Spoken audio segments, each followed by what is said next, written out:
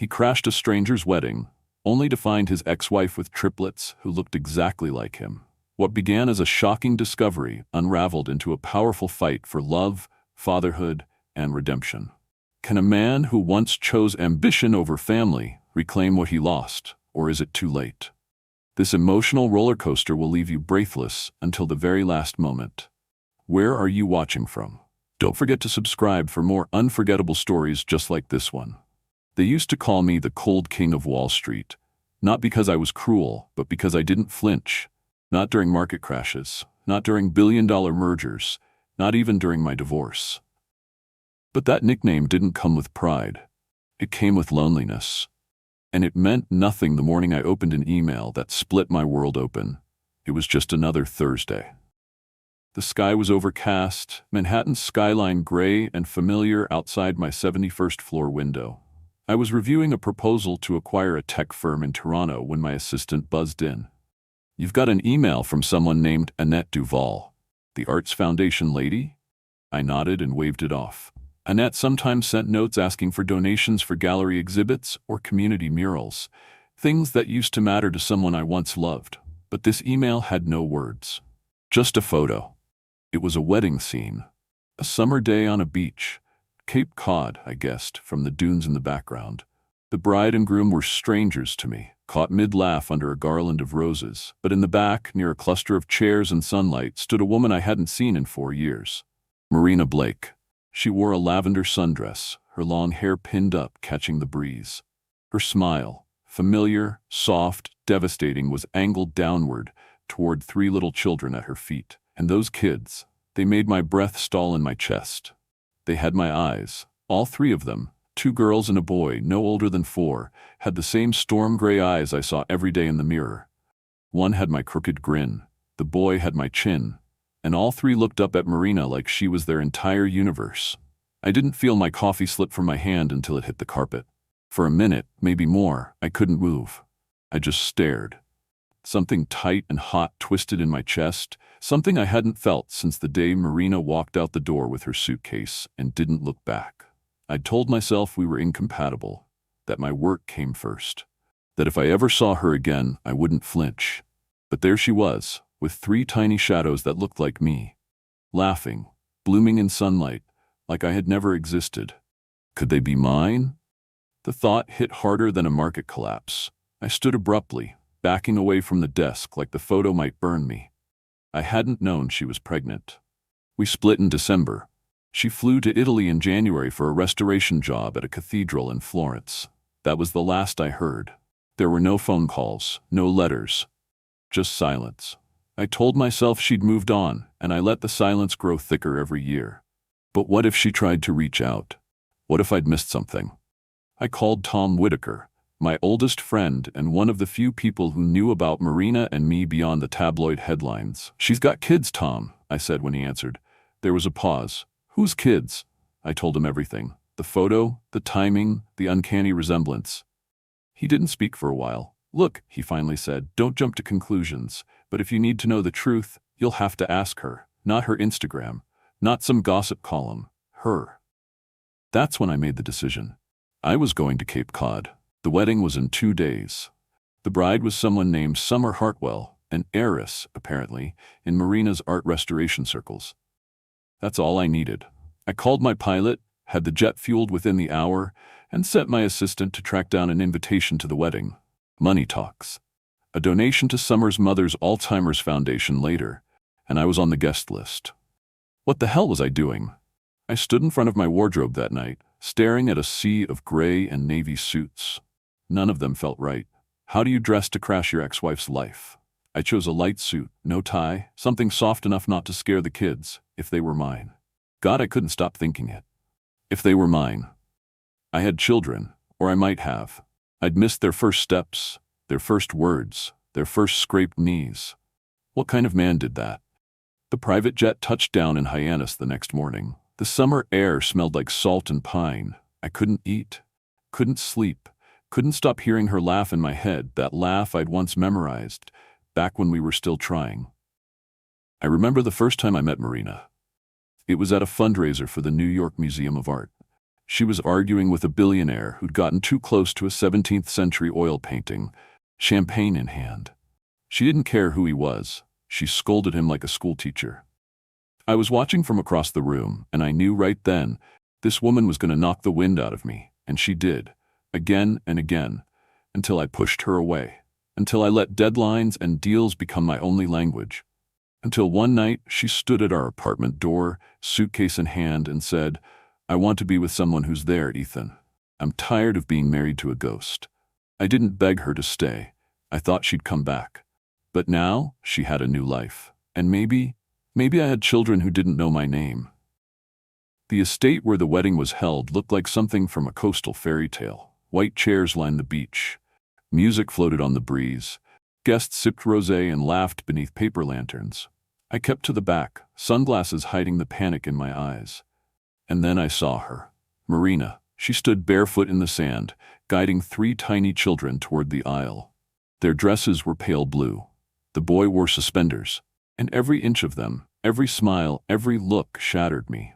My blood roared in my ears as I watched her kneel and whisper to the youngest girl. She nodded solemnly, clutched her basket, and skipped down the aisle, tossing rose petals into the wind. That's when Marina turned and saw me. Our eyes met. The moment froze, the music faded, the laughter stopped. I saw her chest rise sharply. Her expression changed from confusion to disbelief to something like anger. Or maybe pain. She turned away quickly, but not before I saw the tears shimmer in her eyes.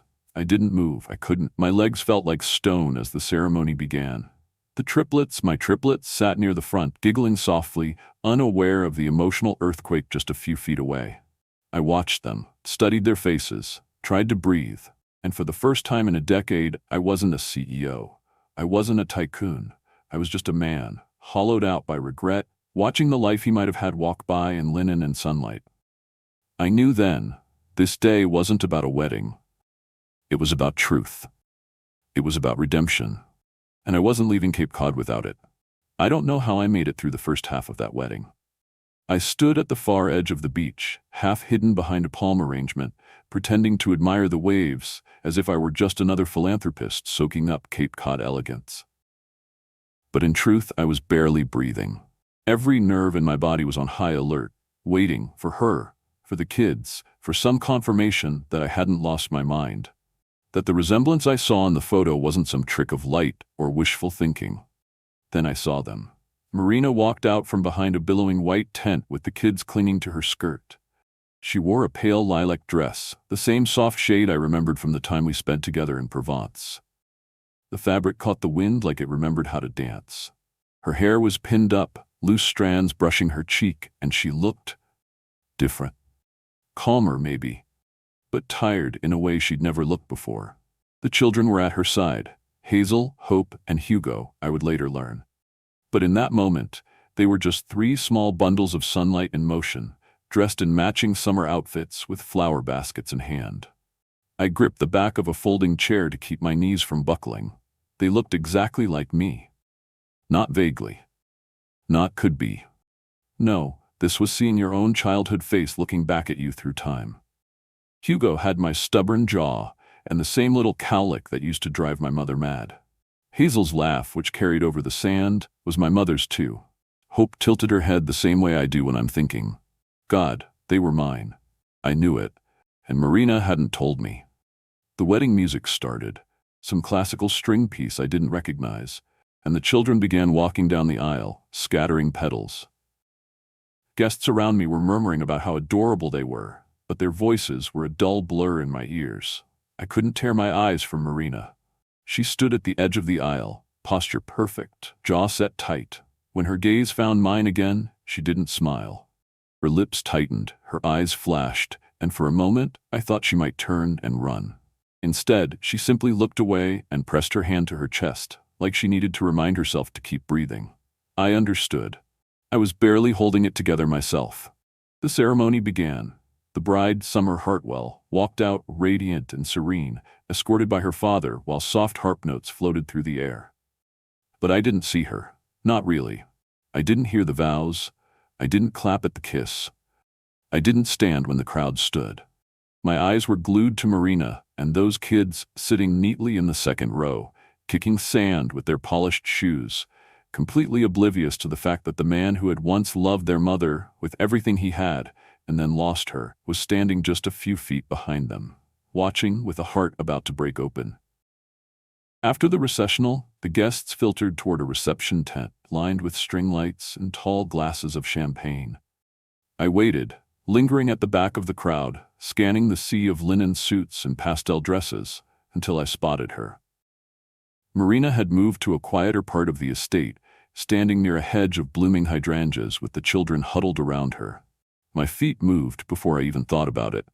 She looked up just as I approached. Her face shifted fast, shock, then fury, then something softer that I couldn't place. "I was hoping I imagined you," she said. Her voice was calm, but there was a tremble underneath, like she was balancing on a knife's edge. "I saw a photo," I said. "I had to come." "You had to come," she echoed with a laugh that wasn't a laugh at all. "Ethan, where were you 4 years ago? When I was alone? When I needed someone to just ask if I was okay?" I opened my mouth to speak, but the words died in my throat. "I didn't know," I managed, "about them, about any of it. If I had—" Her eyes narrowed. "You didn't know because you weren't paying attention. You were off chasing headlines and shareholders. I sent letters, Ethan. I tried." The world narrowed to just her voice, the quiver of it, the pain packed into every syllable. She was hurt, so deeply hurt that even now she couldn't say my name without tasting the bitterness. One of the children tugged at her skirt. Hazel, I think, and whispered something. Marina leaned down, nodded, and gently sent the kids off with a woman I assumed was their nanny. Once they were out of earshot, she turned back to me, her arms crossed tightly. I couldn't take it anymore. "Are they mine?" Marina stared at me for a long moment. Her eyes didn't blink. "Yes," she said, her voice low and steady. "Hazel, Hope, and Hugo. They're 3.5, yours, all yours." I felt the breath leave my body. 3. I had 3 children, and I'd missed their entire lives. Before I could even speak, a man stepped into view from the far side of the garden. Tall, clean-cut, expensive suit that didn't belong on a beach. He moved with too much certainty, and his hand landed on Marina's shoulder like he owned the air around her. "Everything okay?" he asked. I knew who he was without needing to hear the name. "Derek Langston," he said, holding out a hand like we were meeting at a conference. "Marina's fiancé." The handshake wasn't friendly. It was a challenge. "Ethan Callahan," I said. "I used to be her husband." I saw the flicker in his eyes. He'd known. Maybe not about the kids being mine, but he knew who I was. Everyone in our world did. But it was the first time I saw his jaw tighten. I wasn't just a ghost anymore. I was a threat. "We were just leaving," he said, his tone edging toward smug. Marina didn't say anything. Her hand hovered near her heart like it might break if she moved too fast. I watched them walk away, the kids running ahead toward the reception tent. Marina glanced back once. Just once. Her eyes met mine, full of everything we hadn't said in years.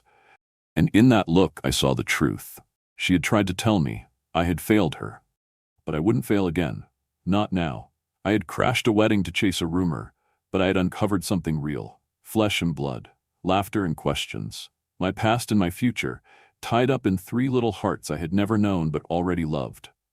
And the woman who still haunted my dreams, she was still there too. This wasn't over. Not by a long shot. I found her again near the edge of the estate, standing alone beneath an old oak that curved toward the sea. The reception was in full swing behind us. Jazz music drifting from a quartet, guests laughing over oysters and champagne. But out here, away from the lights, the world was quieter. The sky had started to blush with dusk, and the ocean carried a breeze that made her hair flutter gently against her cheek.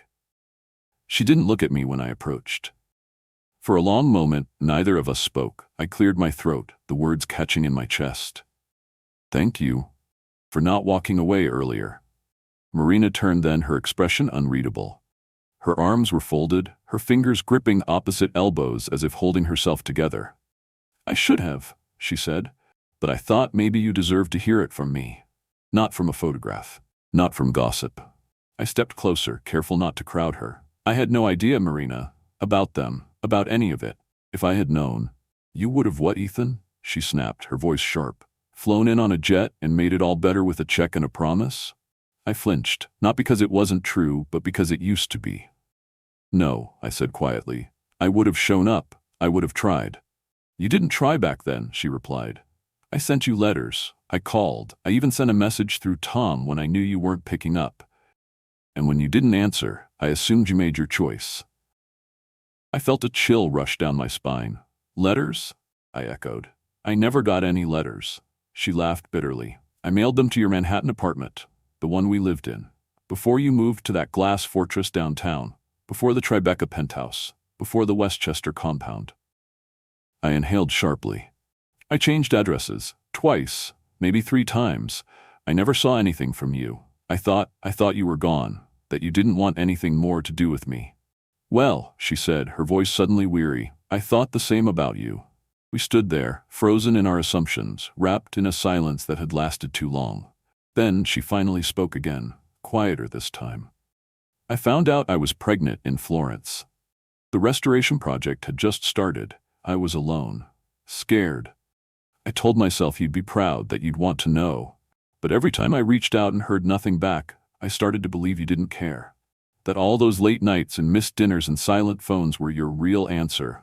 I looked at her, and all I could feel was the slow collapse of my old life, rebuilt now in the form of 3 small souls I had never even met until today. My children. Our children. I was an idiot, I whispered. I didn't know what mattered until it was too late. I buried myself in work thinking it would fix everything, thinking I was doing it all for us. You did it for you, she said. To build something so big you didn't have to feel anything. You shut everyone out, including me. She was right, and I hated how right she was. I don't expect forgiveness, I said, my voice rough, but I want to be part of their lives, even if it's just a piece of it, even if I have to earn it every single day.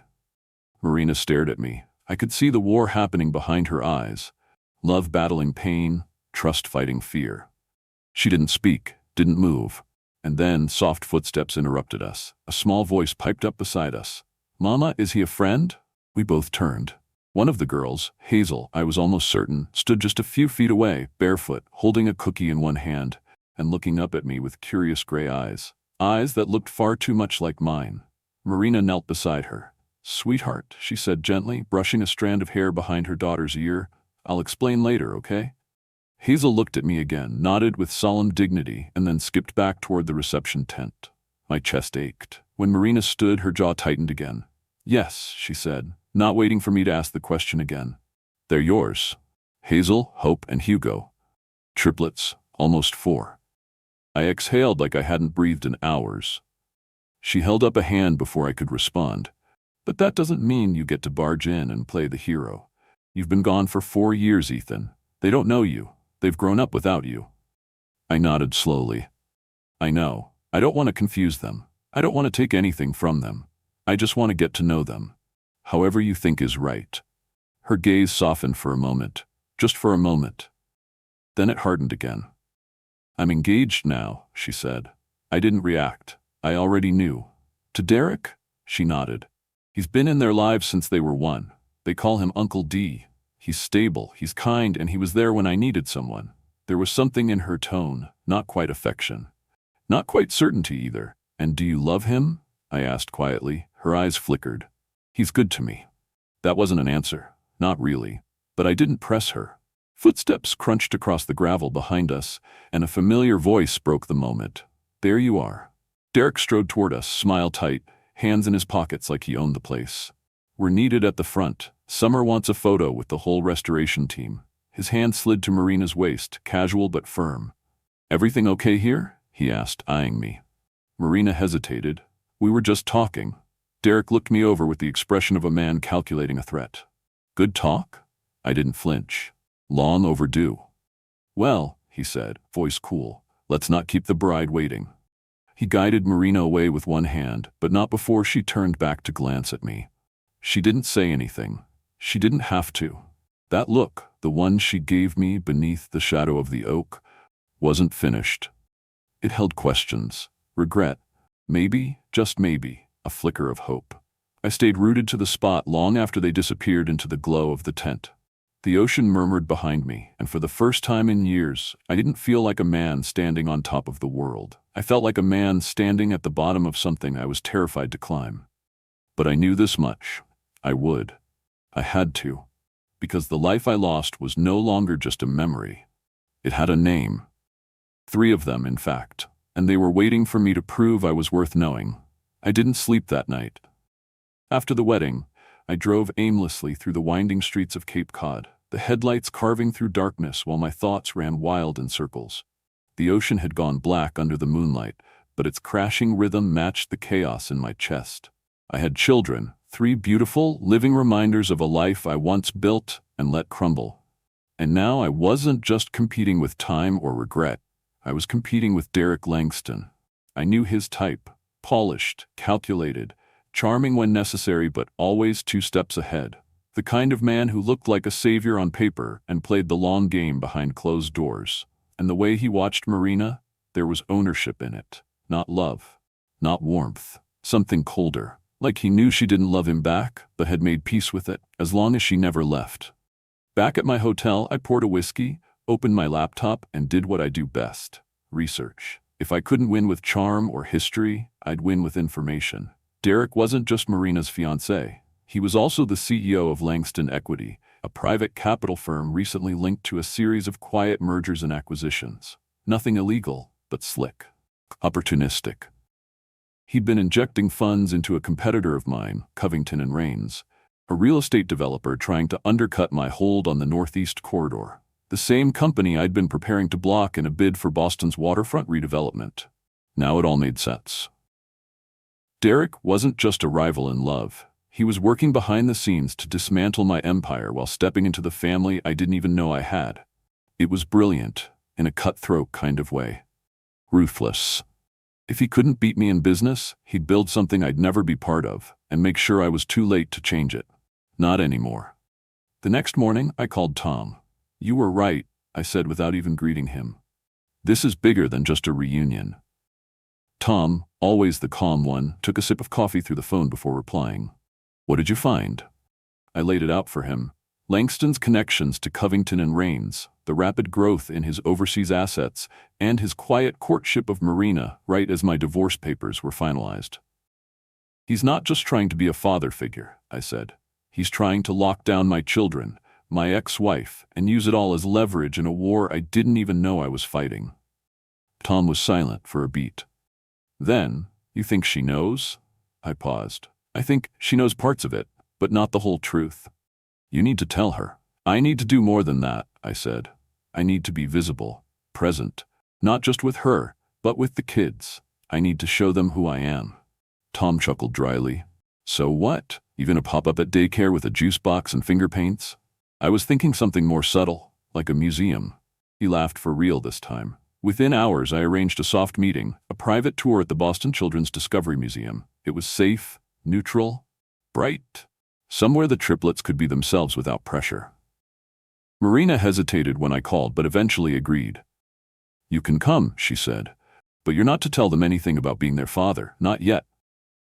"I understand. And Ethan," she added, her voice softer now, "don't break their hearts. Don't come in just to leave again." I promised her I wouldn't.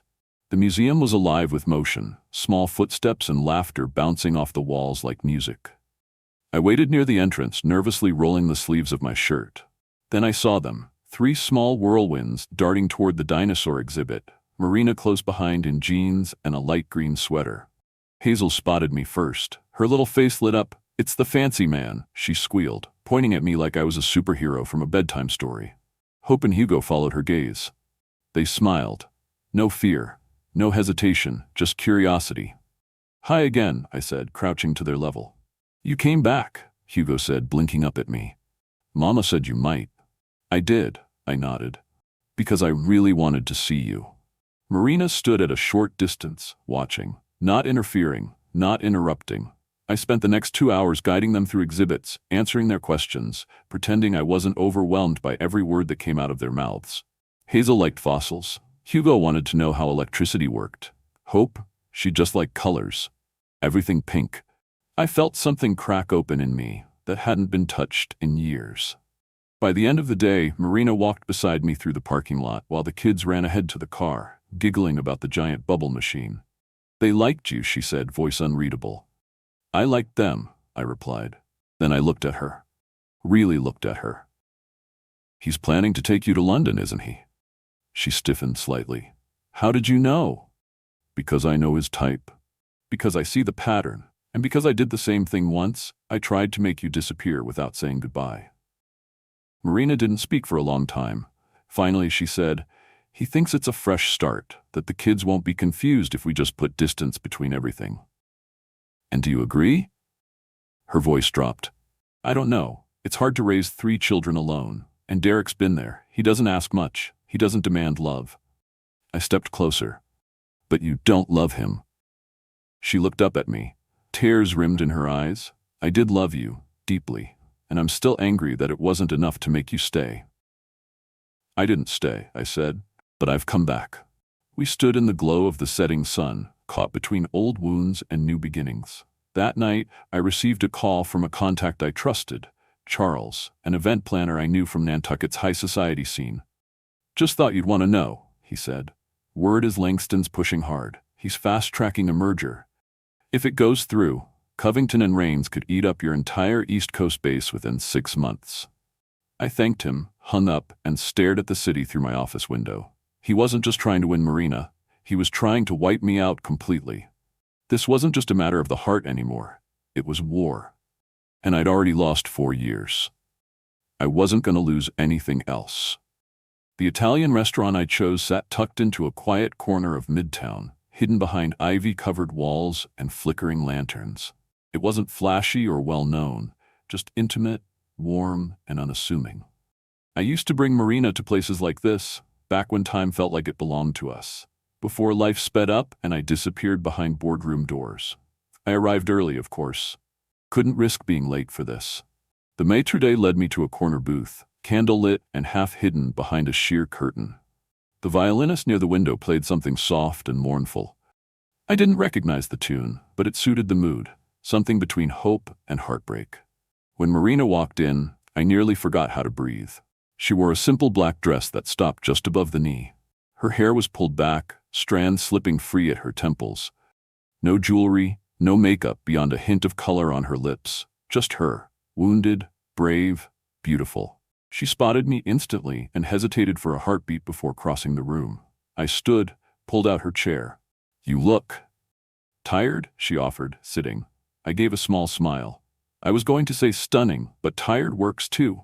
She didn't laugh, but her eyes softened. We sat, the silence between us laced with tension but not hostility. I poured the wine, Chianti, her favorite, and waited until her glass was half full before speaking. Thank you for coming. She took a sip before answering. It's only dinner, Ethan. I'm not promising anything. I know. She studied me for a long moment, like she was looking for cracks. Maybe hoping for them. Why now? She asked finally. Why after all this time? I leaned back, breathing slowly. Because I didn't know. I didn't know about them. About what you went through. And if I'm being honest, I didn't even know how far I'd drifted until I saw that photo. Something about those 3 faces pulled me out of whatever fog I've been living in. You didn't just drift, she said, setting her glass down. You vanished. You shut me out. I did. I didn't argue, and I've regretted it every day since. Her eyes narrowed.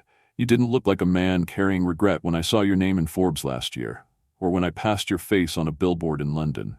Success is a disguise, I said quietly.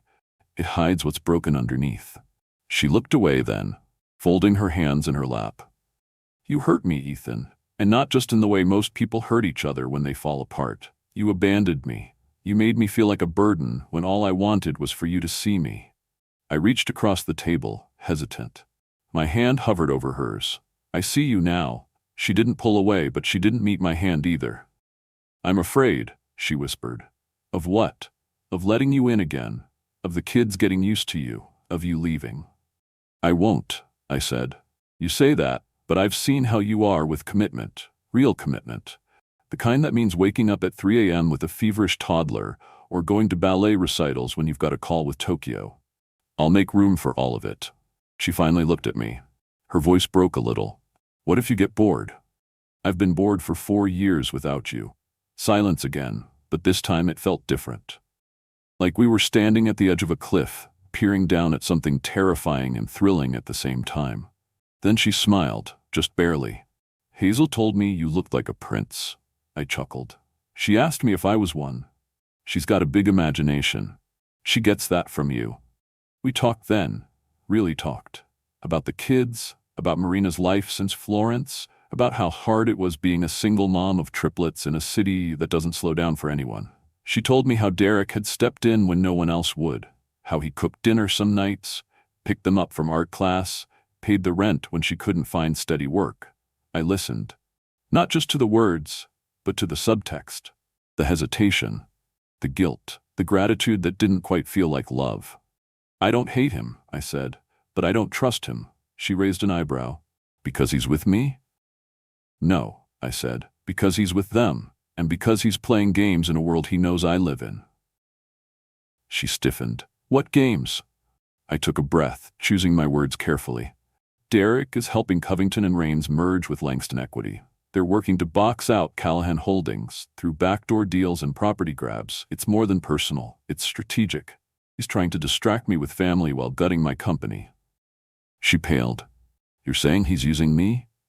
I'm saying he's using us, you, the kids, as leverage. She was silent for a long time. Then she whispered, I knew there was something off. He's been pushing me to move to London, said it was temporary, said it would be a fresh start, but I felt like I was being pulled away from everything familiar. I nodded, because that's the point.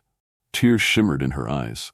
I don't want to raise my kids in a lie, Ethan. I already failed once, thinking I could do this alone.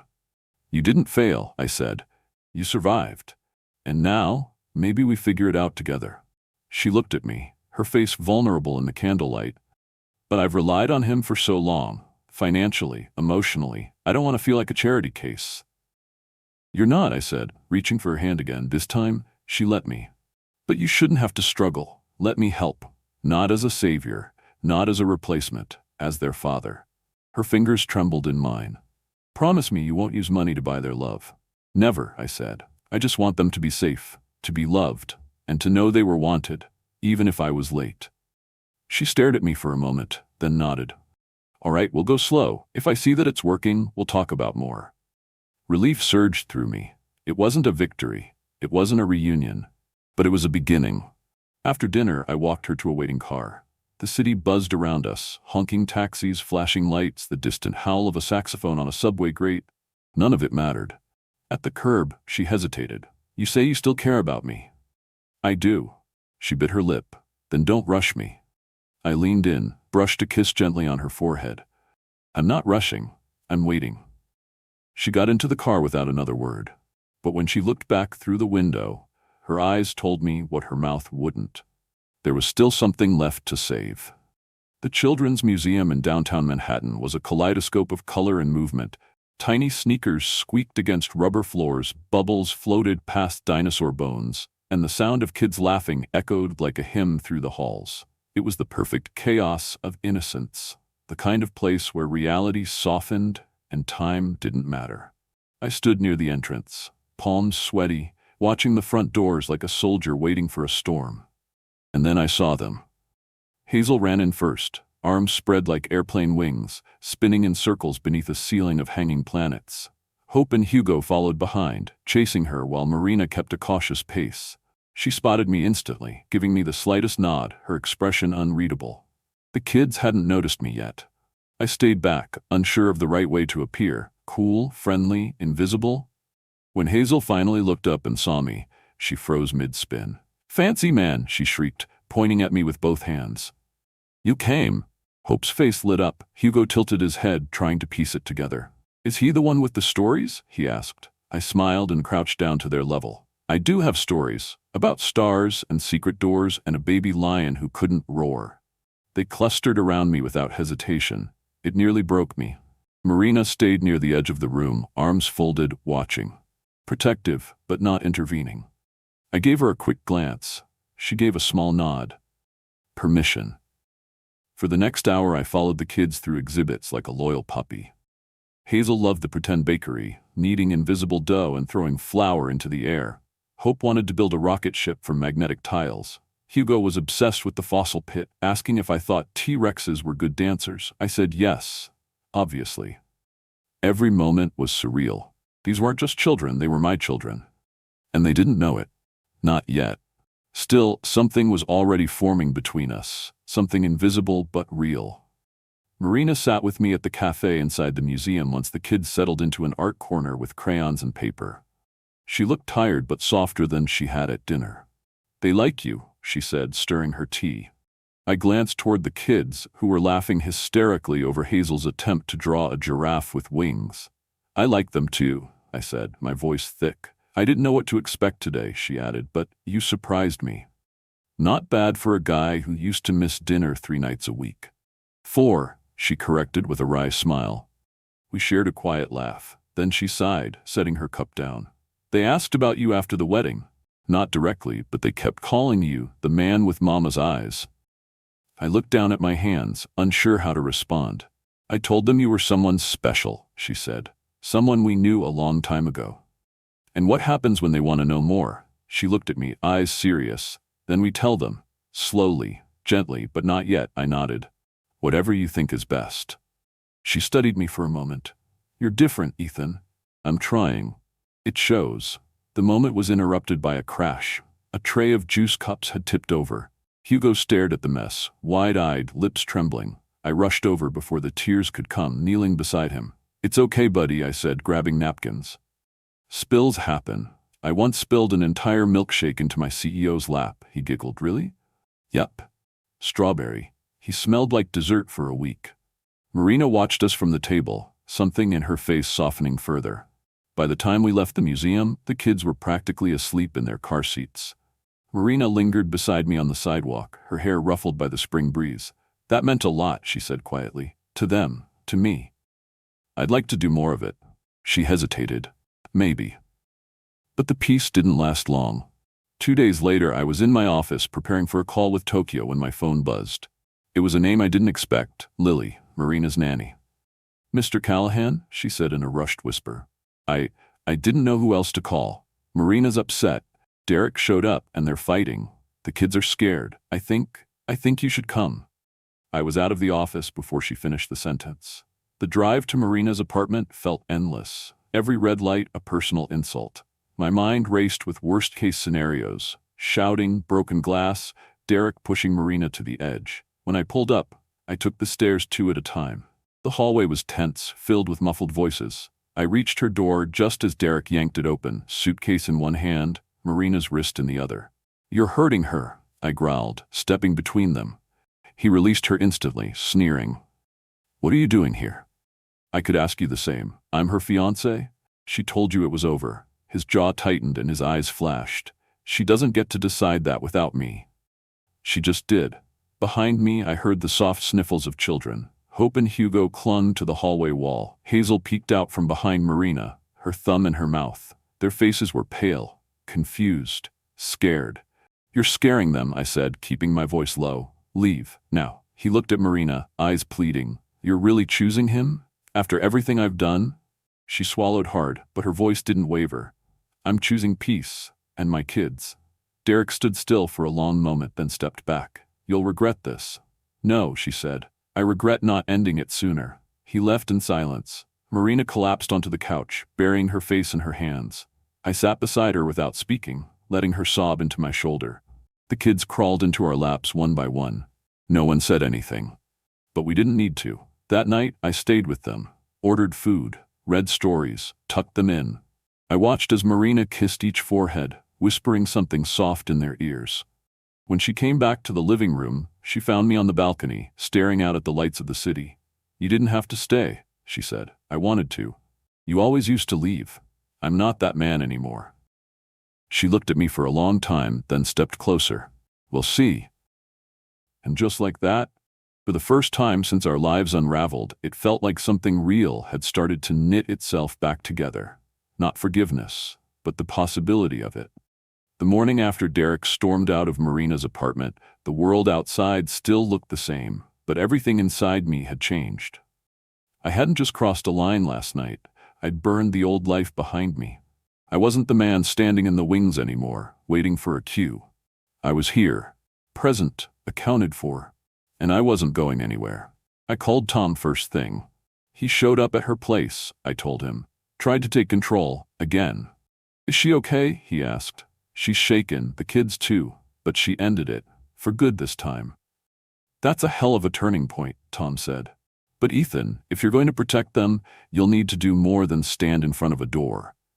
I know, I said, which is why I need you to get the lawyers ready. We're formalizing everything. Custody, financial support, the works. I'm not going to let Derek or anyone else throw this family into chaos again. Tom didn't need convincing. He was already on it. But while I was building a life with Marina and the kids, Derek was moving like a viper in the dark.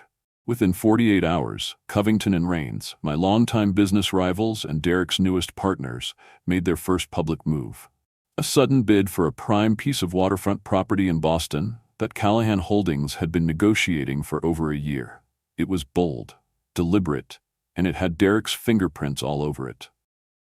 Board members started calling, investors panicked, the press, hungry for blood, painted me as a CEO distracted by scandal and domestic drama. But what they didn't know was that I'd been preparing for this war long before I ever knew Derek existed. I called an emergency strategy meeting that afternoon. The conference room buzzed with anxiety, men in ties tapping nervously, women reviewing last-minute figures, the entire top brass of Callahan Holdings waiting for me to speak. I stood at the head of the table, calm. They think we're vulnerable, I said. They're wrong. I pulled up a presentation, slide after slide of zoning loopholes, regulatory oversights, and a surprise ace I'd been keeping quiet. An urban development contract I'd negotiated with the city 6 months earlier, granting Callahan Holdings exclusive rights to expand affordable housing projects on the very same waterfront Derek's team had targeted. They can't build there, I said simply. Not without us. The room went silent. Then Tom grinned. That's checkmate. We moved fast, press releases, legal filings, a media blitz focused on our community initiatives and local partnerships. By the end of the week, Covington and Rains had lost millions in projected stock value. Derek's alliance with them began to fracture. One of their senior partners resigned. Their London bid collapsed under regulatory scrutiny. The business world saw a comeback. But I didn't care about headlines. I cared about the quiet moments at home. Marina and the kids moved temporarily into a secure guest suite in my Westchester estate.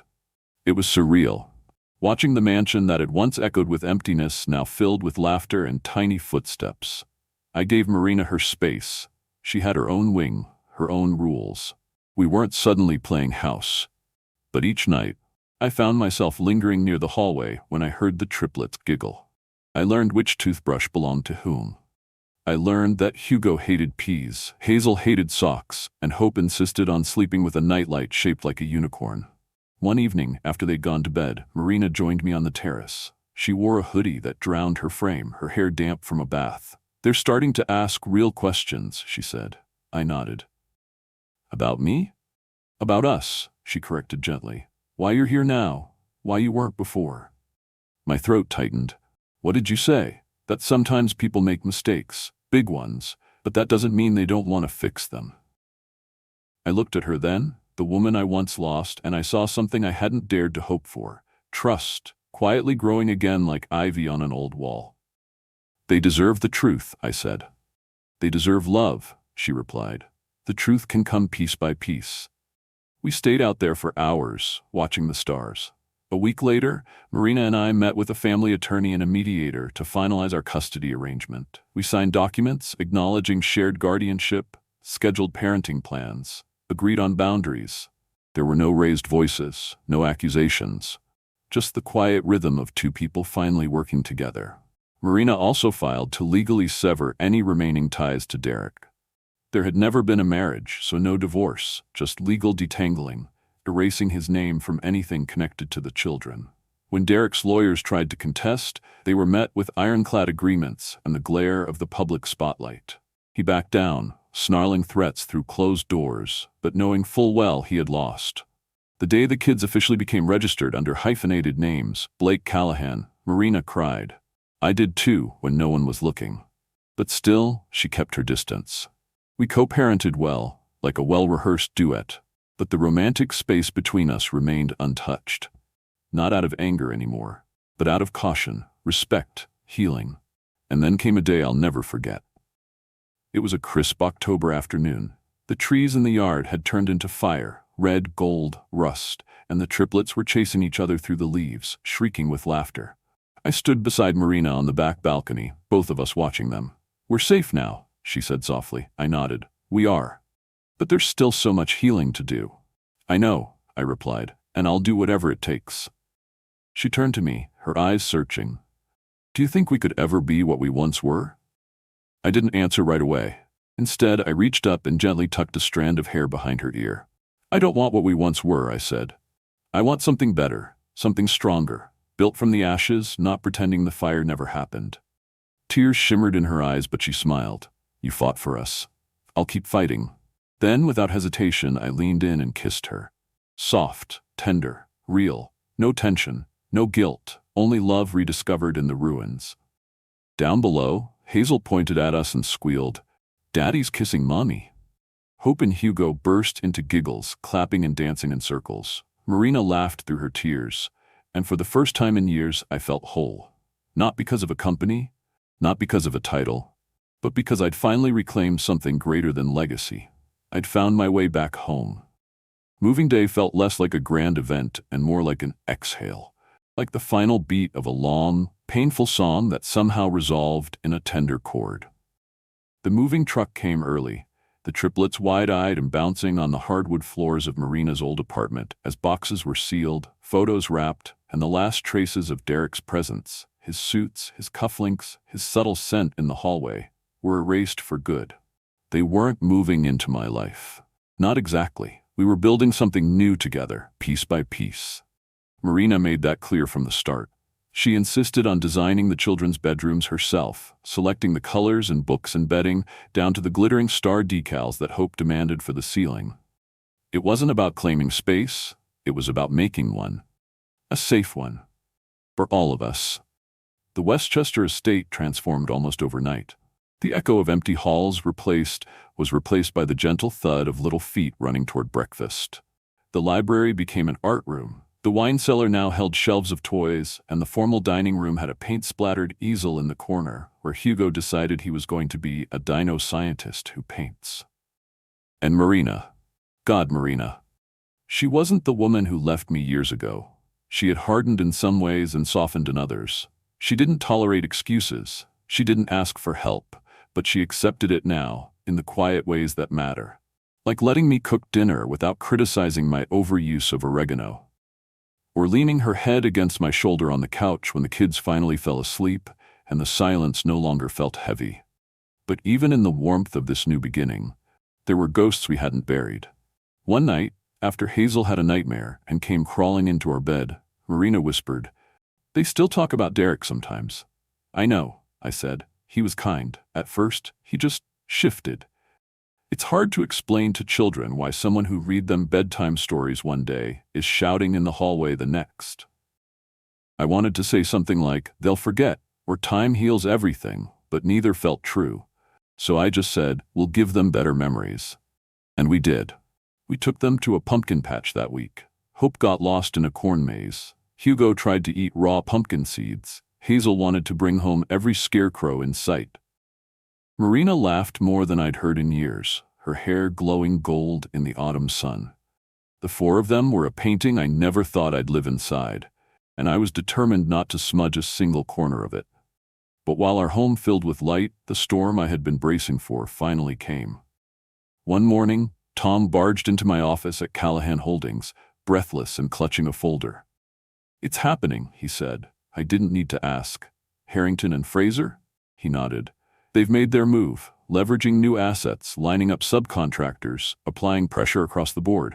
And," he hesitated, "they're using the leftover pieces from Langston Equity's merger attempt." My jaw clenched.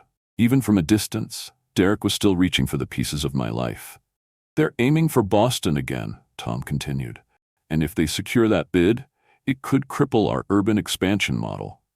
I took the file, flipped through it, and saw the calculated intent behind every acquisition. It wasn't just business, it was personal. They wanted to bury me, not just as a CEO, but as a man who dared to fight for something beyond the boardroom. But I wasn't that man anymore. I was more. "I have a plan," I said. And I did. Months ago, I'd planted seeds, investments in infrastructure, partnerships with local nonprofits, housing commissions. I'd done it out of a genuine desire to rebuild my public image, but also because I believed in it. Now those connections became my leverage. I met with the city council. I brought the kids with me once, let them see the models of the new parks and schools their father was helping fund. Hazel asked if one of the new libraries would have unicorn books. I said yes, and I meant it. When the final vote came down, the council sided with Callahan Holdings. Harrington and Fraser were blocked from the expansion corridor. Their stock dropped overnight.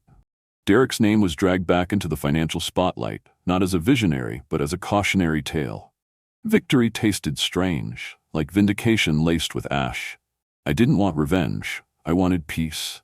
And finally, it was ours. That weekend, Marina asked if we could meet with the family attorney again. We finalized a parenting agreement that not only protected the children's futures, but laid the groundwork for something more: shared estate planning, joint decision-making, even talk of guardianship designations in the event of the unimaginable. It was her way of saying she trusted me, and that she wasn't planning to leave again. Still, questions lingered in the air, quiet but persistent. Who were we now? Were we co-parents? Friends? A fractured love story cautiously finding its way back? The answer came, softly, on a Tuesday morning. Marina stood in the kitchen, hair tied in a loose braid, wearing one of my old sweaters. She was packing lunchboxes while I buttered toast. "You still drink your coffee black," she said suddenly, not looking at me. "Always have." She smiled. "I used to think that meant you were heartless. And now? Now I know it just means you're stubborn." I laughed. She didn't. Instead, she walked around the counter and stood in front of me. "I don't know what we are," she whispered, "but I want to find out. Without rushing. Without fear. If you're willing." I reached out, brushing my fingers gently along her cheek. "I've been waiting for that question," I said, "and the answer is yes." She kissed me then. Not with the fire of our youth or the desperation of reunion, but with something steadier. Truer. A kind of love that had already been tested, fractured, and put back together with the strongest glue: forgiveness. The kids burst into the kitchen moments later, arguing over who got the dinosaur-shaped apple slices. The moment shattered in noise and sugar and laughter. But as Marina passed me a lunchbox, her hand brushed mine, and I saw the same look in her eyes I'd seen all those years ago at that art fundraiser in Florence. This time, I didn't let it slip away. Because in the end, the legacy I built wasn't in my company's skyline or my Forbes ranking. It was here, amid spilled juice, sticky fingers, and the woman who taught me that sometimes the most extraordinary love stories aren't the ones that begin with fireworks. They're the ones that get a second chance. And hold on. Thank you so much for staying with us until the very end of this story. If you're still here, it means something in this journey touched your heart. And for that, we're truly grateful. This story wasn't just about business or romance. It was about redemption. About how even the most powerful among us can lose their way, but still find the courage to fight for what truly matters: family, forgiveness, and the chance to begin again. Life has a way of testing us, but it's never too late to rewrite the ending. What about you? Where are you watching from? We love hearing from our viewers around the world. Drop a comment below and let us know. And if this story moved you, inspired you, or made you think of someone you love, please consider subscribing to our channel. You don't want to miss the next powerful chapter in our collection of real, emotional, life-changing stories. Hit that subscribe button, turn on notifications, and be part of a growing community that believes in second chances, just like Ethan and Marina did.